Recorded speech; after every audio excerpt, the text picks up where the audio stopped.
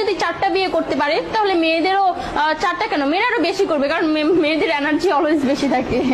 ছেলেরা যদি 4টা বিয়ে করতে পারে তাহলে মেয়েরা পারবে না কেন? অবশ্যই পারবে, কারণ নারী পুরুষ সমান অধিকার। আর যদি একটা কথাই চিন্তা করি তাহলে মেয়েদের চেন কোনো কাজে লাগে না, চেন খুলে মোতার অধিকার তো তাদেরও আছে। ভালো আসেন, একটা চাবি দিয়া যদি 4টা তালা খোলা যায় ওটাকে বলা হয় মাস্টার কি, আর একটা তালা যদি 4টা চাবিতেই খুলে সেটাকে বলা হয় খাঙ্কি। ধরেন আপনি 4টা ইঁদুর পালেন, আপনার কাছে গর্ত আছে একটা, বাহিরে অনেক বৃষ্টি, বুঝেনি তো ওয়েদার ডিমান্ড, এখন 4টা ইঁদুরের একসাথে গর্তে ঢুকতে হবে, তখন আপনি কি করবেন? ধরলাম উপরে নিচে মিলাই আরো 2টা আছে, হ্যাঁ, তাহলে 4 নাম্বার ইঁদুরটা কই যাবো? কানের ফুটা দা না নাকের ফুটা দিয়া? হ্যাঁ, তার মধ্যে মাসের মধ্যে 7 দিন থাকে লকডাউন।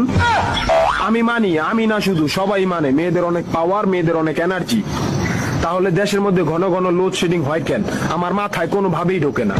একটা ছেলে যদি 4টা বিয়ে করে, 4টা ঘরে যদি 10টা সন্তান থাকে, তারপরে বাপের নামে একটাই থাকবো। এখন আপনি যদি 4টা বিয়ে করেন, একটা সন্তান হয়, তাহলে বাপের নাম কি দিবেন? সলিমুদ্দিন, কলিমুদ্দিন, আনোয়ার, মনোয়ার, নাকি গড়ে মিলাইয়া জানোয়ার? আপনি কি নারী না ঢাকা শহরের লোকাল গাড়ি? 30টা সিট ফুল, 20 জন দাঁড়ানো, তারপরও বলে পিছনে সিট খালি।